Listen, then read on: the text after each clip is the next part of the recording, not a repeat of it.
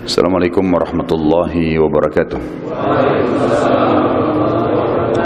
Alhamdulillah, kalimat suci, kalimat mulia, kalimat sempurna yang selalu kita ucapkan kepada Zat yang Maha Suci, Maha Sempurna dan juga Maha Mulia.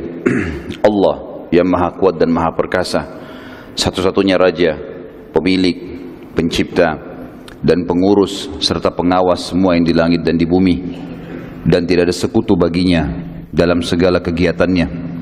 Allah yang Maha Kuat dan Maha Perkasa telah menggantungkan segala kebutuhan kita dengan kalimat sederhana tetapi penuh dengan kemuliaannya, itu Alhamdulillah. Maka sangat wajar kalau kita selalu mengucapkan kalimat ini. Juga kita panjatkan salam hormat kita kepada manusia terbaik, manusia yang telah dipilih oleh Sang Pencipta Allah, diperintahkan untuk setiap manusia menjadikan manusia ini sebagai suri tauladan, menciplak hidupnya bagian daripada agama yang diperintahkan oleh Sang Pencipta Allah. Makannya, minumnya, pakaiannya, berumah tangga, berekonomi, berinteraksi dan bergaul, serta juga bagaimana berpolitik. Seluruh lini kehidupan sosok manusia yang dibutuhkan untuk roda kehidupan telah dicontohkan oleh manusia terbaik ini.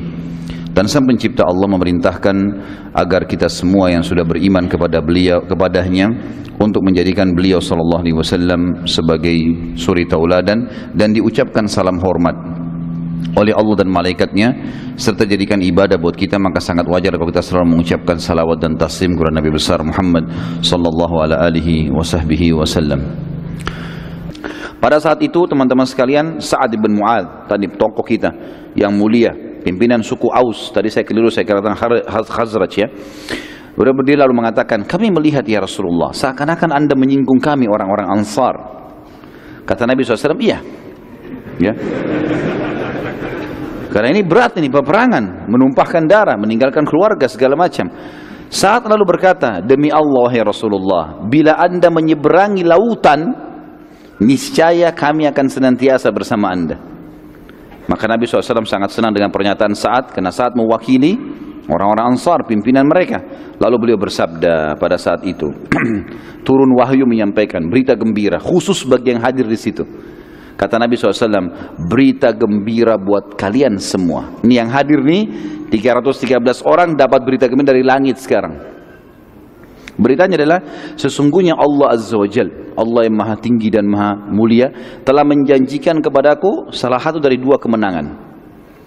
Berhasil mendapatkan kafilah dan kita rebut semuanya 2.500 ekor unta, atau kalaupun berhadapan sama musuh pasukan Quraisy kita akan menang walaupun jumlah mereka 1.000. Maka para sahabat senang dengan berita ini, berarti berita wahyu langsung sampai dari langit. Ini pasti menang, mau lemah, mau jumlahnya sedikit, mau tidak punya keterampilan perang, pokoknya menang.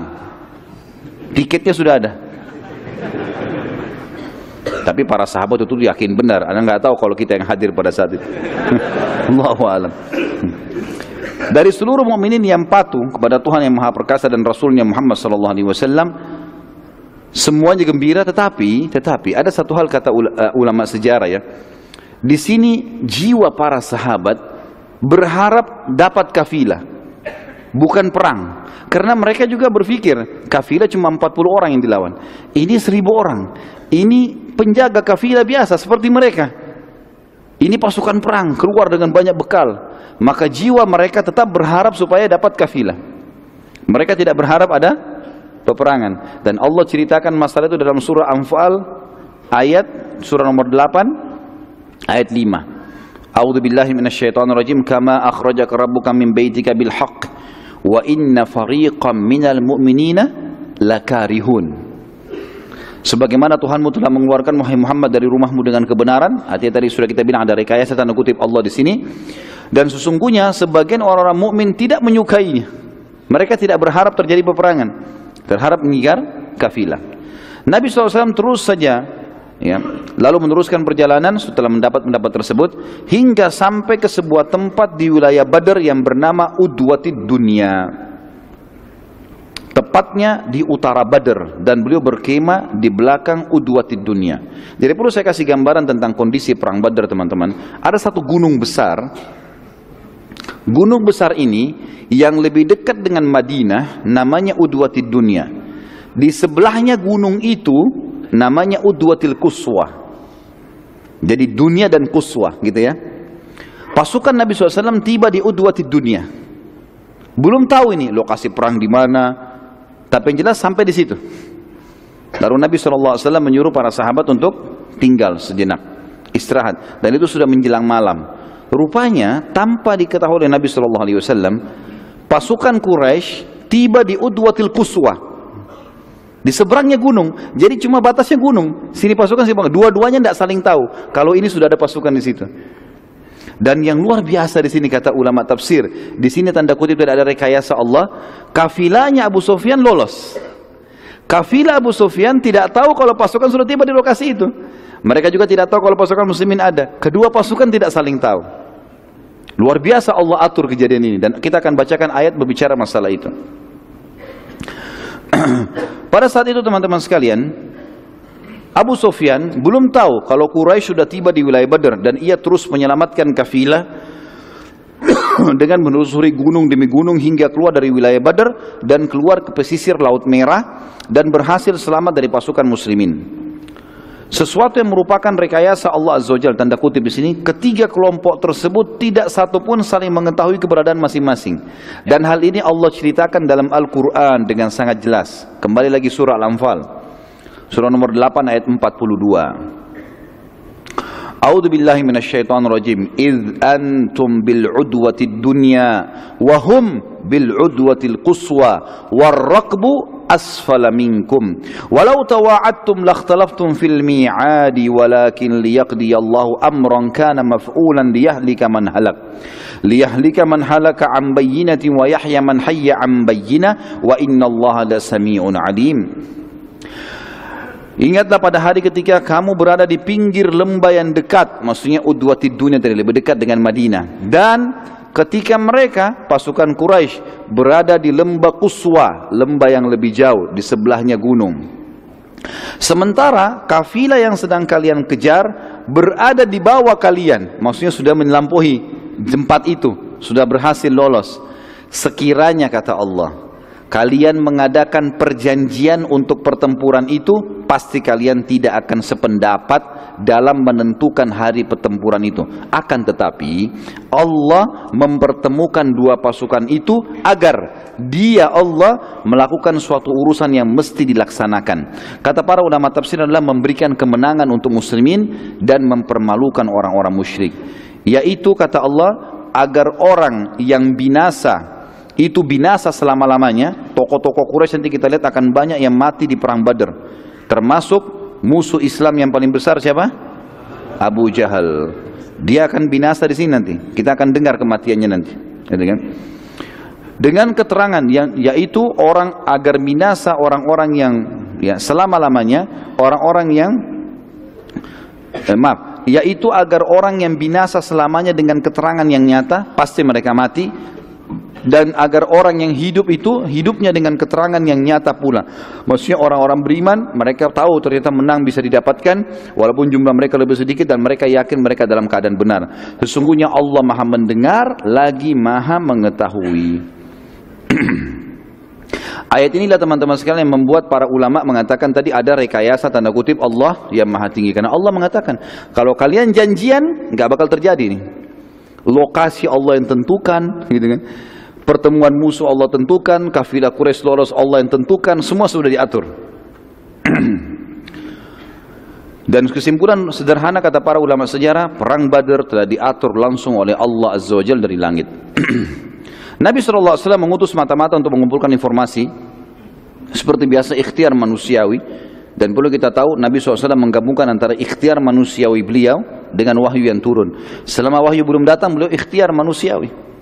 Jadi kan, berusaha sampai wahyu datang meluruskan kalau salah atau membenarkan kalau benar. Nabi SAW mengutus beberapa mata-mata untuk mengumpulkan informasi. Saat itu terdapat dua anak muda dari pasukan Quraisy yang sedang mencari air. Lalu mereka lewat dari Udwatil Quswa, mutar dari gunung. Mereka tidak tahu kalau ada pasukan muslimin. Lewat tengah-tengah pasukan muslimin. Mereka tidak tahu juga kalau ini pasukan. Pikirannya kemah, orang lagi nginap malam-malam gitu. Lewat ditahan oleh pasukan muslimin. Ternyata pakai baju perang. Bahasanya bahasa orang Quraisy. Maka oleh pasukan muslimin ditangkap, ditawan. Lalu kemudian para sahabat ini dimukuli. Kalian dari mana? Kalian orang kafilah Quraisy atau dari pasukan Quraisy? Mereka bilang kami dari pasukan Quraisy. Sahabat gebukin lagi. Enggak mungkin, kok pasti kalian dari kafilah.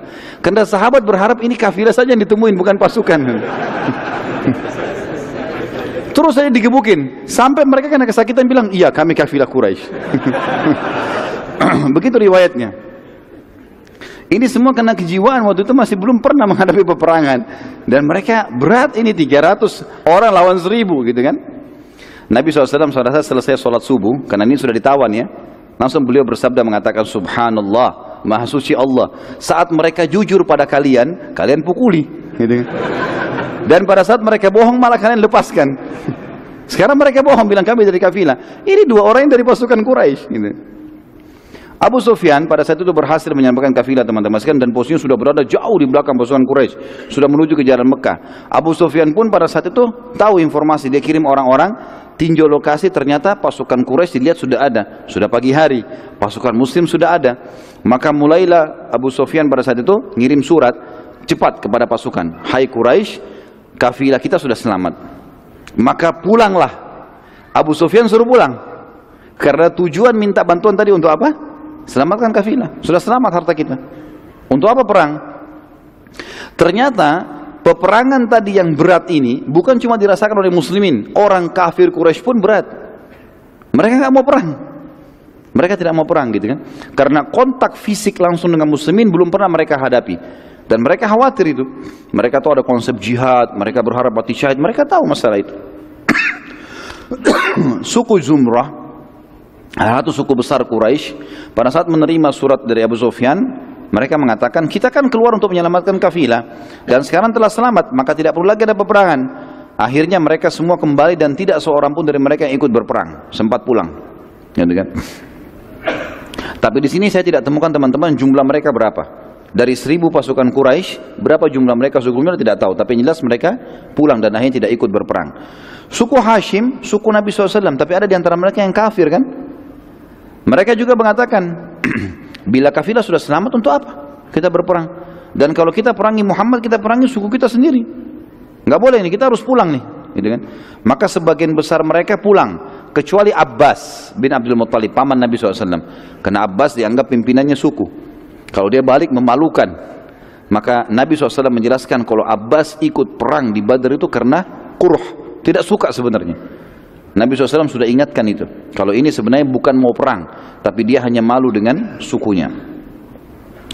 Kemudian pembicaraan tentang balik ke Mekah ini mulai ramai di antara pasukan Quraisy, dan akhirnya mereka banyak yang siap-siap. Utbah bin Rabi'ah yang nanti juga mati ya di perang Badar ini, salah satu pemimpin pasukan Quraisy didatangi oleh Hakim bin Huzam dan berkata kepadanya, Hakim bin Huzam salah satu orang yang dianggap bijaksana di Mekah, yang termasuk yang sempat merobek kesepakatan pemboikotan Nabi SAW, jadi kan Hakim bin Huzam. Dia berkata, wahai Utbah, untuk apa lagi berperang? Bukankah kafilah telah selamat? Demi Allah, bila kita memerangi mereka berarti kita memerangi sanak kerabat kita sendiri. Ada banyak muhajirin di situ, ya, banyak orang-orang Mekah. Dan saat kita balik ke Mekah, maka pasti setiap individu di antara kita akan membenci satu sama yang lain, karena ia melihat kerabat orang yang telah membunuh ayahnya atau sanak kerabatnya. Kalau kita perang nih, kita bunuh misalnya, bunuh Abu Bakar, bunuh Umar, ini pasti ada kerabatnya di Mekah yang tahu nanti ini yang bunuh saudara saya. Nanti sulit itu nanti. Maka aku sarankan berbuat baiklah pada manusia, umumkan agar pasukan semua balik. Kenapa Hakim bin Huzam di sini mendatangi Utbah? Karena Utbah dianggap pada saat itu pimpinan perang. Iklankan supaya pulang. Utbah lalu mengiklankan, wahai sekalian manusia, tujuan kita keluar untuk menyelamatkan kafilah dan kafilah telah selamat, maka peperangan tidak diperlukan lagi. Mari kita balik ke Mekah. Panglima perangnya buat itu. Perhatikan di sini teman-teman sekalian ya. Orang yang paling benci dengan Islam, siapa dia? Abu Jahal berperang lagi di sini. Dia berperan lagi. Dia waktu dengar Utbah bilang itu pasukan perang, ini pimpinan perang. Maka dia melihat pasukan semua mulai siap-siap balik, maka Abu Jahal mendatangi satu persatu pasukan. Kenapa balik? Jangan balik. Teriak-teriak di pasukan, tidak ada yang mau dengar Abu Jahal. Tidak ada yang mau dengar, orang semua tidak mau perang. Dan dianggap dia bukan pimpinan perang. Abu Jahal lihat di pasukan ternyata ada Amir al-Hadrami. Siapa Amir al-Hadrami teman-teman sekalian? Adalah ayahnya yang dibunuh anaknya oleh Abdullah bin Jahash. Kalau masih ingat tadi ada Sariyah, ya, yang dibentuk Nabi SAW 8 orang, dipimpin Abdullah bin Jahash. Kemudian ada 2 orang sahabat, Utbah bin Ghazwan dan Sa'ad bin Abi Waqqas yang hilang, sisa 6 orang menyerang. Kan ada 2 orang dari orang Quraisy yang ditawan, 1 terbunuh. Yang terbunuh ini anaknya si Amir ini. Amir keluar ini untuk membalas kenapa anaknya dibunuh oleh Abdullah bin Jahash. Juga mau ikut pulang, Abu Jahal dekati. Dia mengatakan, wahai Amir, ya, dia bilang sama orang ini kan, wahai Amir, apa kau tidak lihat orang-orang semua akan kembali ke Mekah dan mereka tidak akan membalas kematian anakmu? Amir lalu terus dimotivasi oleh Abu Jahal, ingatlah darah anakmu tumpah, anakmu mati, dibunuh oleh Abdullah bin Jahash, itu pasukan muslim. Kalau kau sekarang biarkan mereka pulang dan kau tidak menarik pasukan ini, maka pastilah anak kamu tidak ada balasannya sama sekali. Dan percuma kalau dari Mekah. Terus dimotivasi dengan kalimat-kalimat sampai akhirnya Amir mendatangi atau pergi ke tengah-tengah pasukan, lalu ia duduk di atas tanah. Dia buru-buru ke depan pasukan, lalu duduk tiba-tiba di atas tanah. Orang semua jadi berhenti lihat, kenapa nih Amir duduk di atas tanah? Kemudian Amir mengambil tanah dan dia taruh di kepalanya, ya, sambil dia menangis dan mengatakan, sungguh kasihan aku. Sungguh kasihan aku, kalian tega meninggalkan membalas kematian anakku. Demi Allah, kalau anak seseorang dan kalian yang mati terbunuh, kalian tidak akan membiarkannya. Terus saja Amir nangis-nangis gitu kan. Debu dilempar-lemparin ke pasukan gitu kan. Sampai akhirnya seluruh pasukan kembali. Kesian nih Amir, kita bantu saja. Ini semua gara-gara idenya Abu Jahal. Saat itu teman-teman sekalian, tidak seorang pun dari Quraisy, juga muslimin saling tahu posisi satu sama yang lain, tentunya tidak saling tahu kalau pasukan. Nabi SAW keluar bersama Abu Bakar berdua ini, mengumpulkan informasi. Jadi 2 orang pun yang ditawan oleh muslimin, itu orang Quraisy tidak tahu, karena jumlah mereka besar, nggak tahu kalau 2 orang yang, karena 2 orang ini tadinya yang ditawan oleh muslimin malam hari itu, mereka cuma tidak izin mereka cuma keluar mau cari sumur, ketangkaplah. Jadi orang Quraisy pun tidak tahu kalau mereka ketangkap, ya. Maka Nabi SAW keesokan harinya, pagi hari itu, di waktu duha, beliau pun keliling, nyari-nyari informasi. Maka keduanya, Nabi SAW dan Abu Bakar menemukan seorang wanita tua, dan Nabi SAW bertanya padanya, apakah engkau punya informasi apa yang terjadi di sekitar tempat ini? Perhatikan sini dalam strategi perang teman-teman sekalian, tidak pernah menanyakan masalah hal yang rinci. Tadi kita lihat juga kasus waktu pertama sekali Abu Sufyan mau menyelamatkan kafilah, bagaimana dia mengecek kotoran tadi unta itu, dan dia tidak bertanya apa-apa, dia cuma bilang ada orang lewat sini, oh ada 2 orang. Dia tidak tanya siapa mereka, karena enggak, langsung ke sana, langsung cek, oh ternyata betul, kirim surat langsung. Seperti itu. Juga 2 orang sahabat tadi begitu dengar dari 2 perempuan ini, nanti kalau kafilah lewat, saya akan transaksi dengannya. Maka langsung pulang ke Madinah melapor. Begitu luar biasa mereka memata-matai dan sudah paham kalau ini adalah informasi yang dibutuhkan. Perempuan tua ini tahu kalau di sebelah ada pasukan Quraisy. Mereka lihat, perempuan ini tahu, dia tinggal di lokasi itu. Dia tahu kafilah Abu Sufyan sudah lewat. Nabi SAW tanya, apakah engkau punya informasi apa yang terjadi di lokasi sekitar sini? Orang itu bertanya, perempuan tua ini, siapa kalian? Kata Nabi SAW, bila engkau menyampaikan pada kami informasimu, maka kami pun akan menyampaikan kami dari mana. Orang itu bilang, aku telah disampaikan bahwa pasukan Quraisy sudah keluar dari hari ini dan hari itu, dan sudah melewati wilayah ini dan wilayah itu. Bila itu benar, maka pastilah pasukan Quraisy sudah berada di belakang bukit ini. Perempuan itu bilang, gitu kan? Dan aku juga sudah mendapatkan berita kalau Muhammad keluar dari Madinah. Dia tidak tahu ini kalau Nabi SAW ini. Pada hari ini dan hari itu, dan sudah melewati lembah-lembah itu. Kalau memang benar, berarti mereka semestinya sudah ada di sini. Ditunjuk udwati dunia, lagi ada di situ, gitu kan? Maka Nabi SAW lalu bertanya, bagaimana dengan kafilah Abu Sufyan? Orang itu mengatakan, aku tidak tahu. Ini bagian dari kecerdasan Abu Sufyan tentunya juga di sini kata para ulama sejarah. Bukan memuji orang kafir, nanti dia masuk Islam. Tapi bagaimana Abu Sufyan itu sampai tidak ada satu orang pun tahu tentang kafilahnya. Sebagian ahli sejarah mengatakan Abu Sufyan menaikkan unta-untanya di atas bukit-bukit. Enggak biasa untuk naik atas bukit, tapi dinaikkan di bukit, melewatin bukit-bukit. Jadi sananya akhirnya tidak ketahuan. Orang-orang di sekitar tempat itu pun tidak tahu.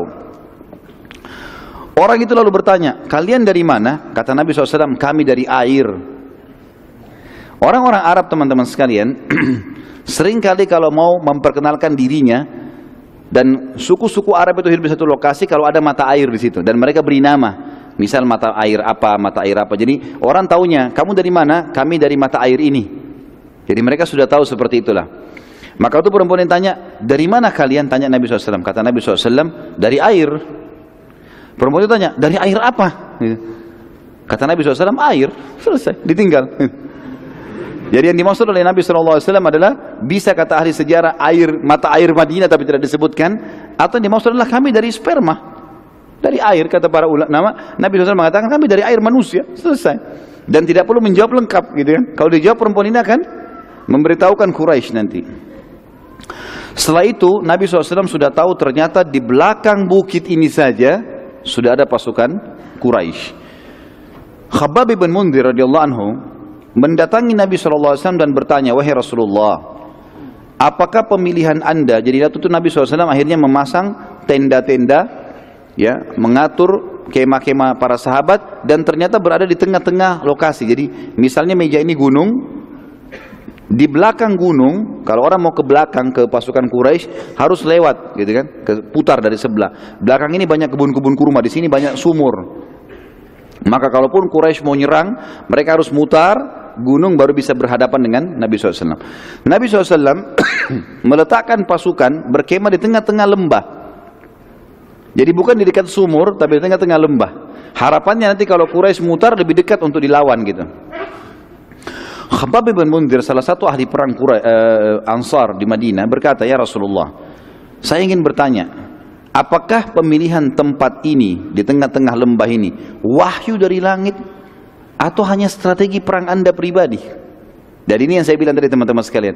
Jadi Nabi SAW mempertemukan antara pendapat pribadi beliau, ijtihad kalau belum ada wahyu, dengan wahyu kalau turun untuk membenarkan itu. Kalau pendapat beliau SAW tidak sesuai dengan wahyu, maka beliau tinggalkan. Gitu kan? Di sini kata Nabi SAW, ini cuma strategi perang, nggak ada hubungannya sama sekali dengan wahyu. Bukan Allah yang suruh berkemah di tengah-tengah lembah. Maka kata Khabbab radhiyallahu anhu, baik, kalau begitu Rasulullah, kami memiliki pengalaman dalam berperang dan bertahan di Madinah. Maka pendapat kami, kita tidak tepat kalau berkemah di tengah-tengah lembah ini. Yang paling baik adalah kita menuju ke belakang kebun-kebun kurma itu, di situ banyak sumur, pasukan berkemah di situ. Sehingga mereka bisa minum kalau haus, mereka bisa memberikan minum pasukan kalau lagi berperang. Dan Quraisy tidak punya sumur di situ. Kalau mereka pun mau minum, kalau habisan air, mereka harus mutar ke belakang pasukan muslimin. Maka Nabi SAW mengatakan pendapat yang baik. Lalu Nabi SAW mengikuti pendapat sahabat itu. Dan ini juga pelajaran teman-teman, pentingnya orang bermusyawarah. Dan bukan aib kita memberikan masukan kepada seseorang kalau memang ada pendapat yang lebih baik. Dan Nabi SAW menunjukkan kebijaksanaan beliau untuk mendengar apa yang disampaikan. Pada malam harinya Allah yang Maha Suci menurunkan rahmatnya untuk meringankan peperangan bagi muslimin. Allah yang Maha Suci menurunkan pasukan bantuan dari malaikat dan menurunkan hujan pada saat itu agar tanah yang ditempati kaum mukminin jadi basah. Dan yang turun kepada kaum muslimin adalah hujan gerimis. Hujan gerimis. Sehingga membuat seluruh pasukan muslimin malam itu tidur. Tertidur karena lembutnya air hujan, halus sekali lembut, gerimis, maka mereka ngantuk tertidur. Jadi mereka istirahat. Dan tanah di tempat mereka pijak itu menjadi basah, tapi basahnya tidak becek. Karena padang pasir teman-teman, kalau terlalu kering, berat untuk dijalani. Kita kalau jalan di padang pasir itu cepat capek, berat, tanahnya kering. Atau kalau basah sekali becek juga jadi berat, maka dia harus dibasahin sedikit saja. Maka menjadi bagus tanahnya, mudah untuk dilewati. Allah buat seperti itu keadaan di tengah-tengah pasukan muslimin. Dikatakan di sini, atau saya tulis teman-teman sekalian, pada malam harinya Allah Maha Suci menurunkan rahmatnya untuk meringankan peperangan bagi muslimin. Allah Maha Suci menurunkan bantuan dari malaikat hadir pada malam itu, menurunkan hujan agar tanah yang ditempati kaum mukmin jadi basah dan ringan, yang memudahkan mereka melangkah juga mengambil air dari sumur nantinya. Karena air sumur jadi penuh karena hujan turun. Kalau tadi airnya agak dalam, sulit juga ditimbah gitu. Sementara di lokasi kaum musyrikin turun hujan yang sangat lebat di sebelah gunung ini. Hujan lebat sampai becek semuanya. Becek semuanya, jadi kotor, baju mereka jadi basah gitu kan. Sehingga jadi berat badannya, berat tanahnya gitu kan. Unta-unta mereka juga jadi berat, bahan-bahan yang mereka bawa semuanya jadi basah. Hujan lebat gitu.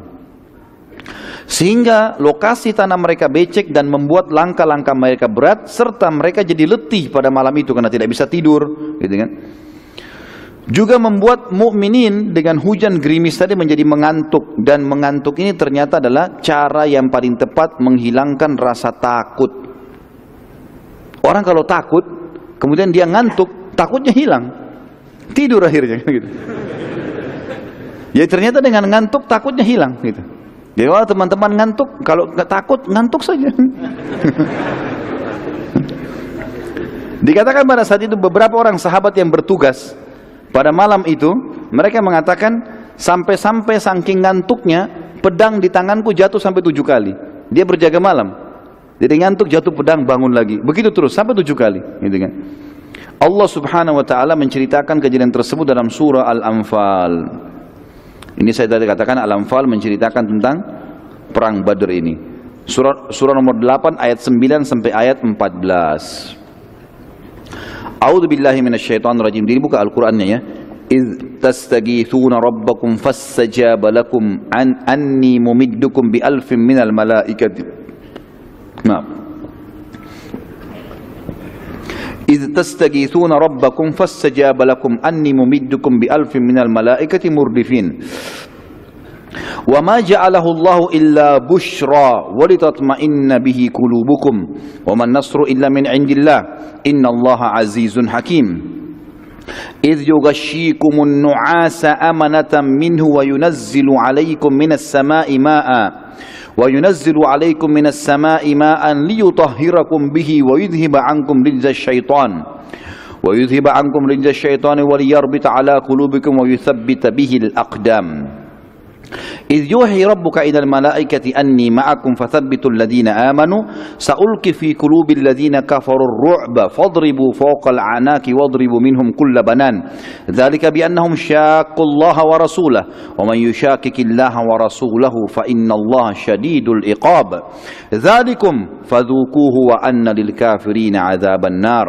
Ayat 9-nya, ingatlah ketika kamu memohon pertolongan kepada Tuhanmu, atau kalian memohon pertolongan kepada Tuhan, minta kemenangan, lalu diperkenankan untuk kalian, atau di sini bisa dikatakan dikenankan untuk Muhammad SAW.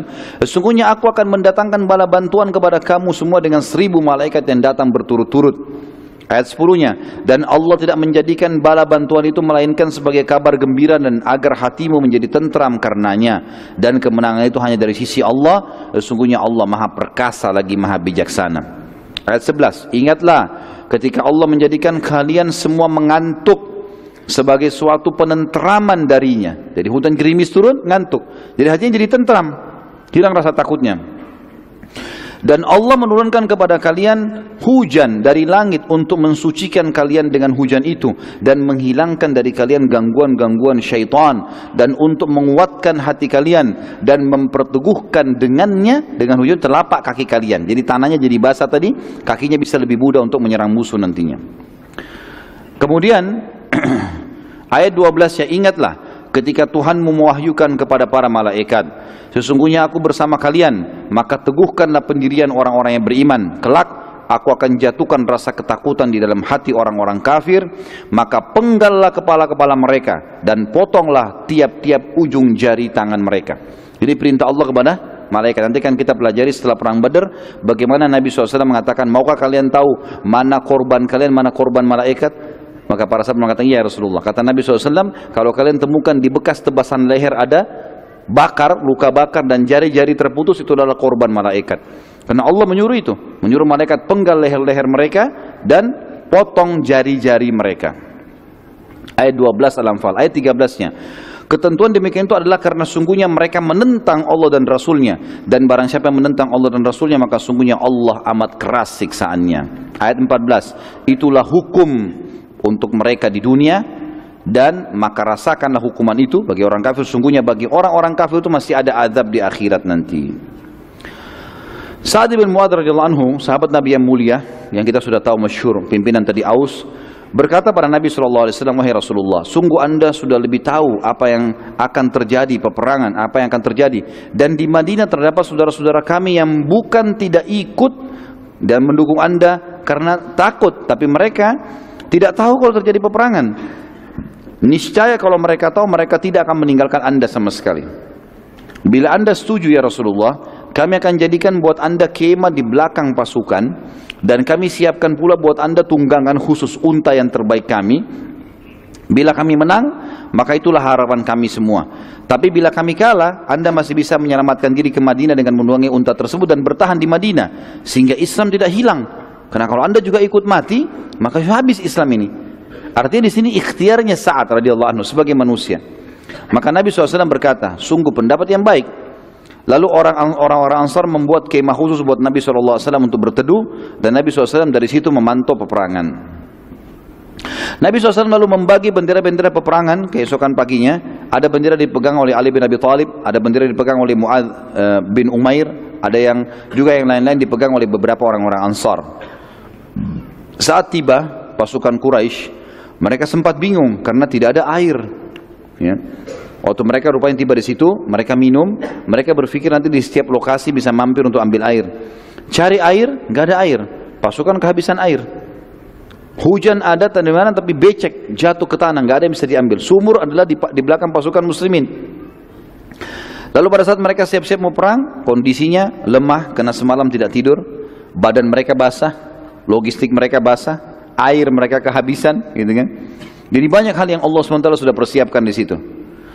Lalu mereka begitu pula muslimin sudah siap-siap perang. Saat melihat keadaan sudah akan terjadi peperangan, Nabi SAW mengangkat tangan beliau dalam kemah berdoa kepada Allah, dan beliau terus berdoa agar meminta kepada Allah diberikan kemenangan. Dan Abu Bakar waktu itu bersama dengan Nabi SAW di kemah mengawal beliau. Nabi SAW lalu menutup wajah beliau SAW dengan jubahnya dan berdoa, ya Allah, bila engkau membiarkan kekuatan ini muslimin musnah, maka tidak ada lagi yang tersisa di muka bumi orang yang akan menyembahmu. Lalu Nabi SAW terus berdoa sambil menangis. Lalu Abu Bakar merasa iba dengan Nabi SAW, mengatakan, ya Rasulullah, bukankah Anda sudah menjanjikan kemenangan? Bukankah Anda adalah Rasulullah? Untuk apa? Kasihani diri Anda, ringankan doa Anda. Sungguh Allah tidak akan menyusahkan Anda. Maka Nabi SAW pun mengatakan, wahai Abu Bakar, sungguh doa itu adalah sebuah perintah. Kerjakan. Walaupun Allah sudah janji, kita ucapkan. Karena saya tidak ingin sahabat-sahabat saya jadi korban. Baik. Waktu masih ada ya? Hah? Sampai jam berapa nih? Saya lihat waktu Jakarta loh ini, jam 8 sekarang. Baik, ada beberapa kejadian luar biasa di Badar, teman-teman sekalian. Beberapa kejadian besar di Badar. Sebelum terjadi peperangan kita bicarain. Sebelum terjadi peperangan. Yang pertama, kisah sahabat yang mencium perut Nabi SAW. Saya tulis judulnya begitu. Pada saat selesai berdoa, sholat dan doa, Nabi SAW keluar dan mengatur saf sahabat. Nabi SAW tidak membagi-bagi pasukan, tapi menyatukan mereka dalam satu tempat. Nabi nggak bagi-bagi sisi kanan, sisi kiri, tengah, belakang, enggak. Pasukan sedikit, 313 orang. Bahkan yang ikut cuma 312. Abu Bakar mendampingi Nabi SAW. Pasukan disatukan di satu tempat. Terdapat sebuah kejadian kecil. Waktu Nabi SAW sedang mengatur saf dengan tongkat beliau, ada seorang dari Ansar yang kebetulan sangat gemuk, sampai waktu berdiri tubuhnya keluar dari saf. Maka Nabi SAW memerintahkan dia, mundurlah, agar lebih rapi safnya, gitu kan, sambil menekan ujung tongkat beliau ke perutnya sahabat itu. Mundur kamu, gitu ya. Lalu waktu itu tiba-tiba sahabat tadi berkata, ya Rasulullah, Anda telah menyakitiku, maka aku ingin menuntut kisos. Minta kisos dari Nabi. Anda tusuk saya juga tusuk ya Rasulullah. Gitulah mintanya. Ini medan perang dan ini sahabat. Sahabat yang lain semua dengar, langsung menghardik. Ada apa dengan kau? Ini Rasulullah. Orang ini tetap saya berkata, ya Rasulullah, aku harus minta kisos. Maka Nabi SAW mengatakan, baiklah. Nabi itu berikan perut, kasih tongkat, ini perut saya. Kata dia, ya Rasulullah, tadi waktu Anda sentuhkan, baju saya sempat terbuka sedikit. Maka kena dengan tongkat Anda kulit saya juga mau begitu ya Rasulullah. Maka yang terjadi, Nabi SAW bukain sedikit baju. Waktu terbuka, ternyata orang ini datang langsung memeluk perut Nabi SAW lalu menciumnya. Gitu kan? Lalu kemudian Nabi SAW menanyakan, kenapa kau lakukan itu? Dia bilang, Rasulullah, sekarang musuh depan mata. Jelas-jelas ini antara mati atau hidup. Saya ingin sebelum saya mati yang terakhir tersentuh dengan kulit saya adalah kulit Anda. Ini kejadian unik yang luar biasa. Maka Nabi SAW pun tersenyum. Tapi ini tentu satu orang, nggak mungkin orang semua buat itu ya. Pada saat itu teman-teman sekalian terjadi hal yang lain sebelum peperangan, namanya mubarazah, perang tanding. Orang-orang Arab dulu punya tradisi, sebelum perang yang besar, mereka perang tanding, keluar jagoannya sana, jagoannya sini, saling duel gitu kan. Itu untuk memotivasi pasukan, siapa yang kuat nih. Peperangan diawali dengan mubarazah atau perang tanding secara individu, dan awal yang keluar dari pasukan Quraisy adalah Aswad bin Abi Aswad. Ini orang yang pertama keluar dari Quraisy, Aswad bin Abi Aswad. Ini gampang dihafal namanya, hitam anaknya hitam gitu ya. Ia maju depan pasukan muslimin dan bersumpah kalau ia tidak akan kembali ke pasukannya sampai ia meminum dari sumur muslimin. Kan air lagi habis. Demi Allah saya pasti akan memenangi kalian, saya akan minum dari sumur kalian. Seperti itulah. Saat itu dari pasukan muslimin keluar Hamzah bin Abdul Muttalib, paman Nabi SAW, terkenal orang sangat luar biasa, ahli perang. Lalu terjadi duel yang sangat sengit hingga akhirnya Hamzah berhasil menebas salah satu kaki Aswad dan mengucurkan darah yang sangat banyak. Saat Aswad sudah nggak berdaya lagi, ia terus berusaha merangkak sampai ke sumur muslimin. Dia merangkak, darahnya terus menetes. Hamzah ikuti dari belakang. Pasukan Quraisy melihat dia mau menjalankan sumpahnya, datang sampai minum dari situ. Dia berusaha mau minum terus mati, nggak sempat minum gitu kan, terbunuh di akhirnya. Dan ini termasuk Aswad adalah korban pertama di perang Badar. Artinya orang pertama yang didaftar masuk neraka di perang Badar. Lalu keluar 3 orang sekaligus dari Quraisy. Utbah bin Rabi'ah. Yang pertama ini tokoh Quraisy. Al-Walid bin Utbah, anaknya Utbah. Jadi Utbah keluar, anaknya juga keluar. Utbah bin Rabi'ah keluar. Al-Walid bin Utbah, anaknya dia keluar. Dengan Syaibah bin Rabi'ah, saudaranya Utbah. Jadi ini adik kakak dengan anaknya, keluar 3 orang. Menantang muslimin. Siapa yang mau tanding? Pada saat itu keluar dari muslimin 3 orang dari Ansar. Yang uniknya, yang keluar ini 2 orang anak muda, 15 sama 16 tahun. Mu'adz bin Afra dan Auf bin Afra. Ini punya kisah yang unik, nanti kita belajar di perang Badar. Luar biasa 2 orang ini. Keluar dan didampingi oleh sahabat Nabi yang mulia yang mati syahid di perang Mu'tah, Abdullah bin Rawaha radhiyallahu anhu ajma'in. Utbah berkata pada mereka, jadi waktu itu kan kalau orang perang teman-teman, matanya saja yang kelihatan. Biasanya orang tutup semua kan? Maka Utbah, Syaibah ini tidak tertutup semua, tidak kelihatan. Tapi sahabat-sahabat Nabi ini 3 orang ini terbuka mukanya, tapi mereka nggak kenal, ini bukan orang Mekah nih. Ditanya, siapa kalian ini? Maka masing-masing menyebutkan nama-namanya dan nasabnya. Kata Utbah, sungguh kalian dari turunan terhormat, kami pernah dengar ini dari orang Madinah. Tapi kami ingin berhadapan dengan anak-anak suku kami sendiri dari Quraisy. Lalu Utbah berkata, wahai Muhammad, ya, Utbah ini orang kafir mengatakan, wahai Muhammad, kami ingin berhadapan dengan anak-anak kaum kami sendiri. Keluarkanlah yang sepadan dengan kami dari sisi jadur nasab dan punya keterampilan perang. Sombong mereka mengatakan itu. Maka Nabi SAW lalu berkata, berdirilah wahai Ubaidah. Ubaidah ini adalah sepupu Nabi SAW. Berdirilah wahai Hamzah. Berdirilah wahai Ali. Nabi SAW pilih dari kerabatnya semua. Berdiri kalian ketiga, hadapin itu. Ubaidah bin Harith bin Abdul Muttalib. Ya. Jadi ini cucunya Abdul Muttalib. Jadi sepupu Nabi SAW. Karena Harith anak pertamanya Abdul Muttalib. Anaknya Harith namanya Ubaidah masuk Islam. Jadi ini sepupu Nabi SAW. Harith dengan Abdullah saudara. Gitu kan. Kemudian Hamzah, Hamzah bin Abdul Muttalib kita tahu paman Nabi SAW, dan Ali bin Abi Thalib misalnya Nabi SAW. Abdul Muttalib adalah paman Nabi SAW. Nabi SAW memilih yang terbaik dari jalur nasab, sepadan dengan mereka, dan juga pasti Utbah tidak akan nolak karena ini dari kerabat Nabi SAW. Utbah lalu berkata, siapa kalian? Maka ketiga sahabat tersebut memperkenalkan diri masing-masing. Kebetulan ketiga sahabat ini memang dipilih Nabi SAW selain dari orang Quraisy, juga mereka pakai baju perang. Ali bin Abi Thalib, Hamzah dan Ubaidah ini pakai baju perang dan tinggal matanya yang kelihatan. Jadi Utbah nggak kenal nih. Siapa kalian? Tiga-tiganya perkenalkan diri. Lalu pada saat itu tiga-tiganya atau Utbah mengatakan, kalian pantas menghadapan dengan kami. Lalu yang pertama maju Utbah melawan Ubaidah, sepupu Nabi SAW, anaknya Harith tadi. Hamzah melawan Syaibah dan Ali melawan Al-Walid. Ali bin Abi Thalib hanya dengan beberapa gerakan saja berhasil membunuh Al-Walid, mati. Berapa gerakan dikalahkan. Ali sangat mahir, luar biasa. Begitu juga Hamzah menyusul membunuh Syaibah dengan sangat cepat. Tertinggal sekarang Ubaidah dengan Utbah. Utbah memang kuat, Ubaidah masih muda.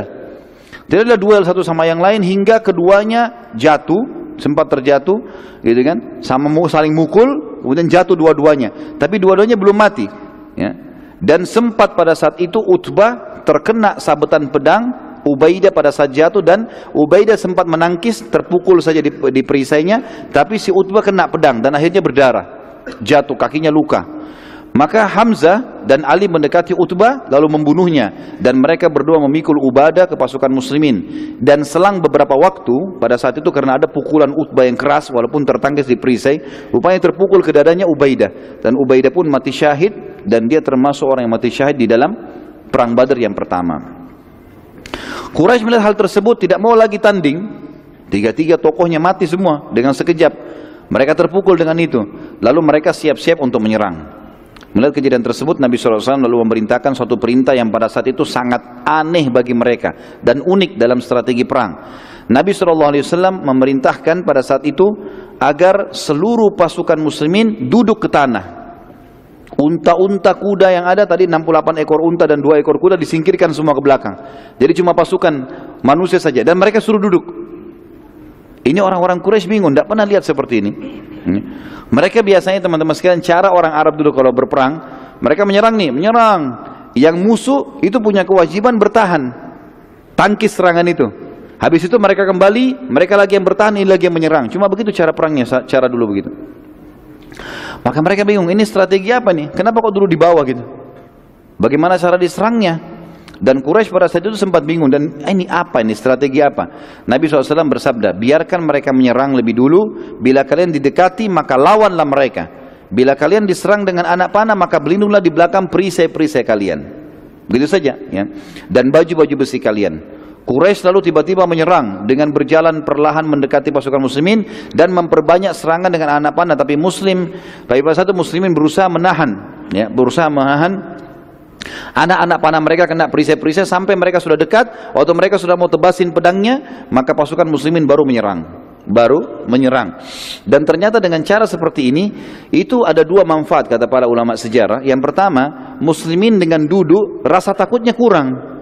Beda dengan kalau berdiri. Mereka duduk gitu kan. Kemudian yang kedua, mereka pada saat menangkis serangan-serangan musuh itu akan memberikan motivasi ke mereka, ternyata kita tidak terbunuh nih. Dan dari sekian banyak 300 orang pasukan yang kena pada saat itu mati cuma 1 orang, sementara pasukan Quraisy banyak yang terbunuh. Yang terbunuh adalah Ubaidah. Ini adalah salah satu budak Umar bin Khattab yang terkena panahnya Quraisy. Ada kisah yang lain teman-teman, kisah Harithah bin Suraqah radhiyallahu anhu. Ada sebuah anak panah yang tidak jelas dari mana arahnya di pasukan muslimin, karena pada saat Quraisy lempar panah, ada juga di antara muslimin dari belakang lempar panah.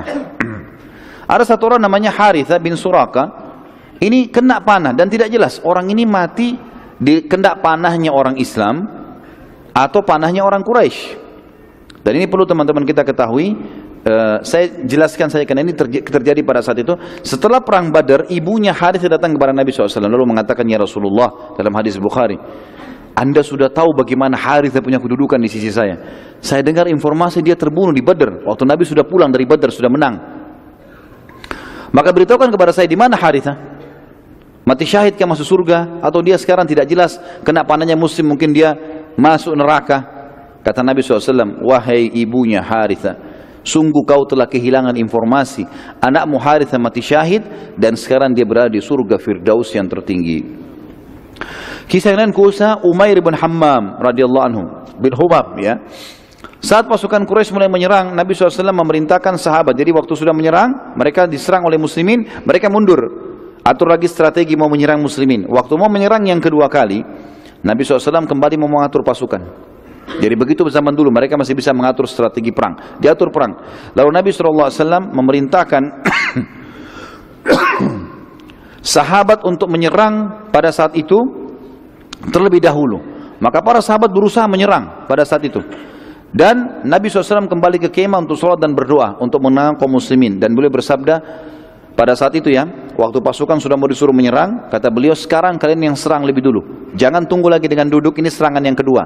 Tapi ingatlah, ada pesan penting, ada wahyu datang. Dalam hadis Bukhari Muslim kata Nabi SAW, demi Allah, tidak seorang pun dari kalian terbunuh di sini dalam peperangan ini. Sekarang kalian nyerang nih, terbunuh, kecuali pasti masuk surga yang luasnya seluas langit dan bumi. Salah satu sahabat Nabi yang bernama Umair bin Hammam radhiyallahu anhu berkata, lagi pegang kurma berapa butir, dia mengatakan, "Bakhin ya Rasulullah. Indah sekali nih ya Rasulullah. Indah sekali. Ulangi ya Rasulullah."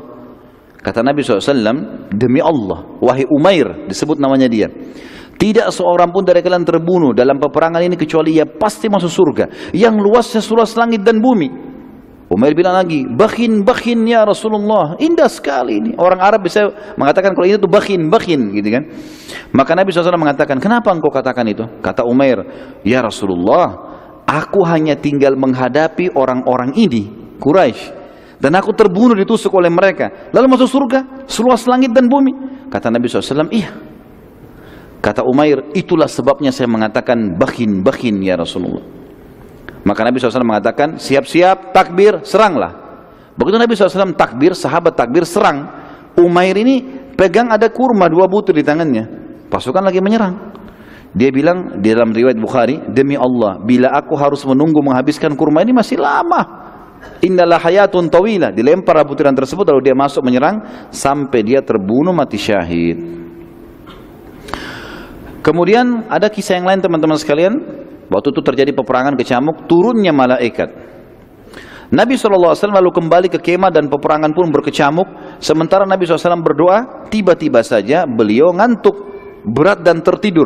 Sekejap. Itu sekejap, ya. Abu Bakar melihat Nabi SAW lagi peperangan kecamuk ini. Nabi tadinya serius melihat. Dan pada saat itu tiba-tiba beliau terkaget.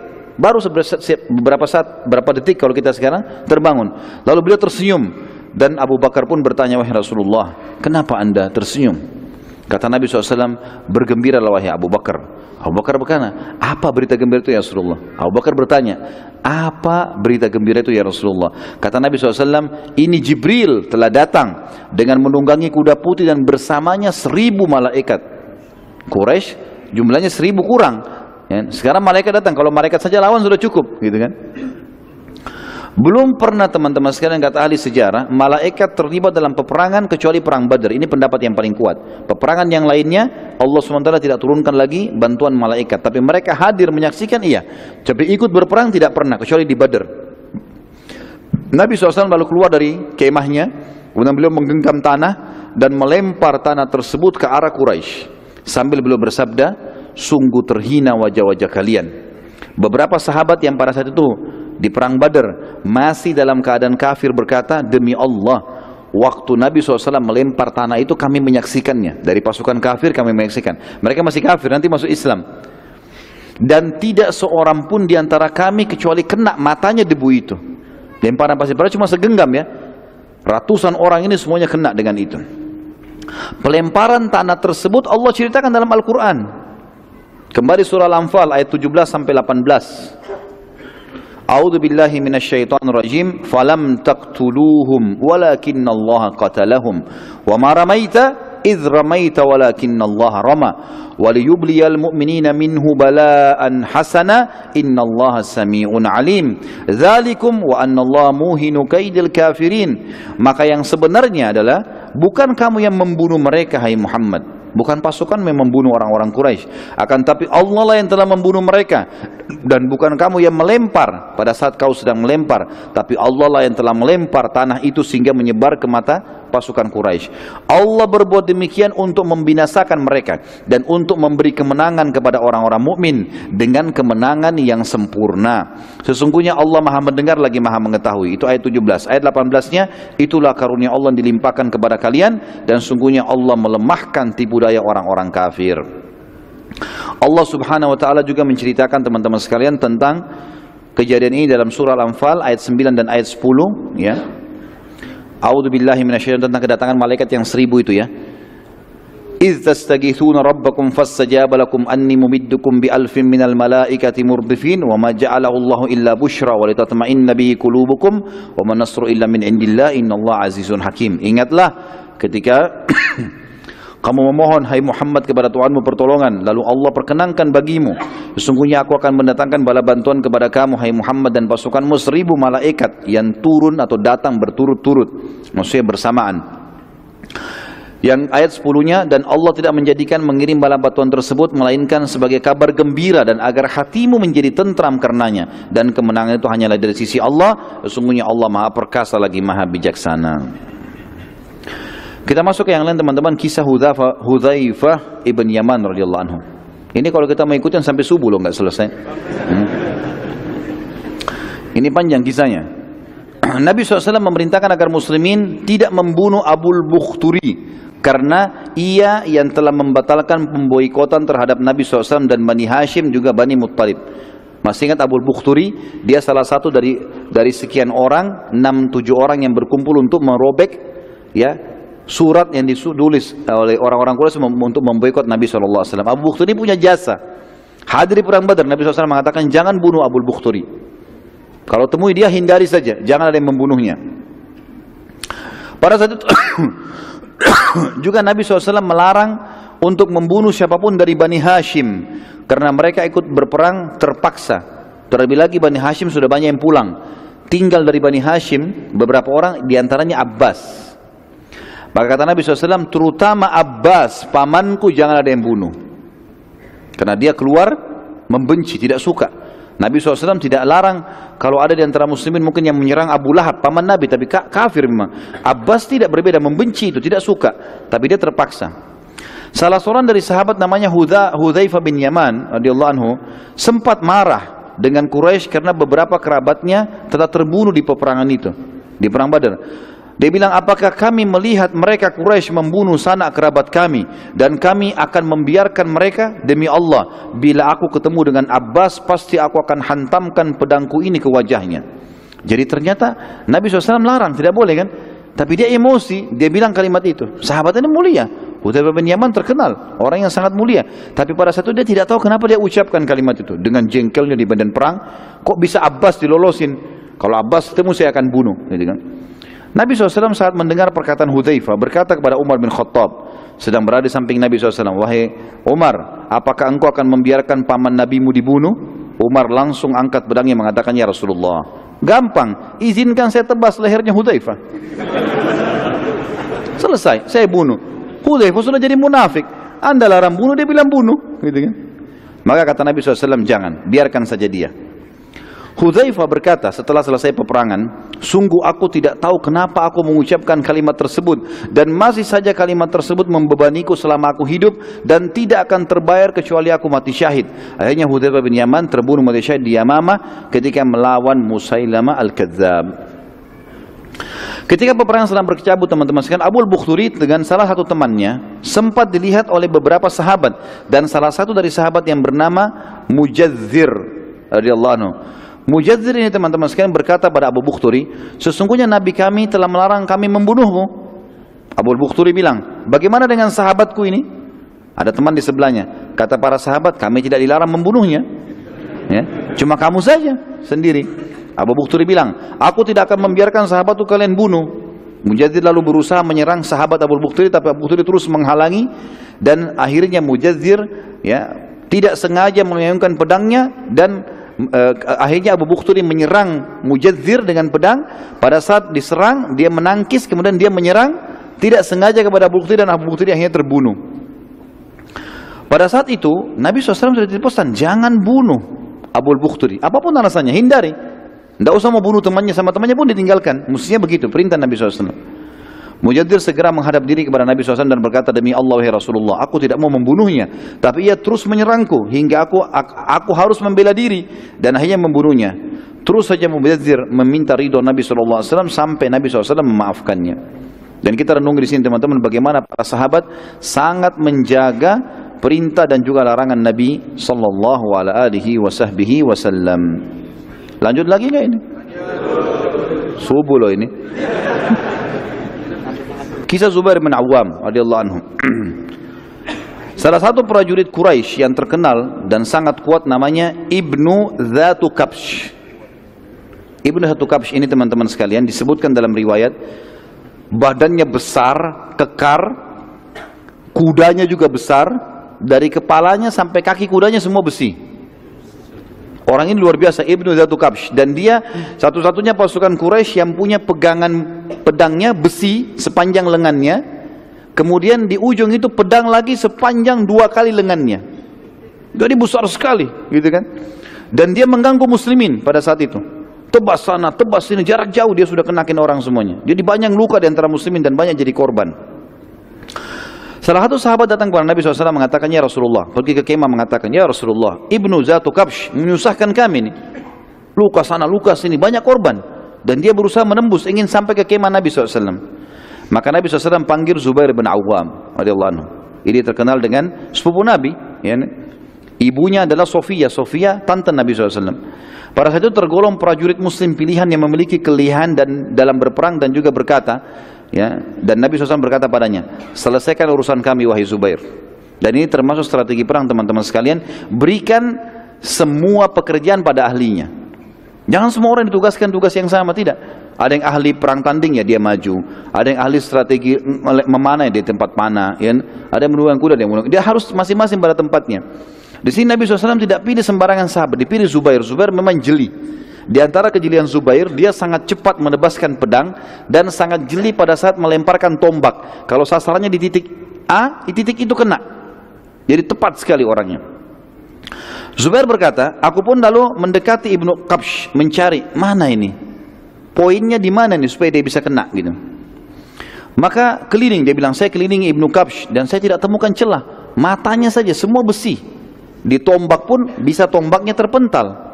Karena zaman dulu mereka meletakkan di bawah besi itu ada semacam kalau kita karet sekarang, tapi dari kulit hewan, sehingga kulit baru baju besi. Jadi nggak bisa mental gitu kan.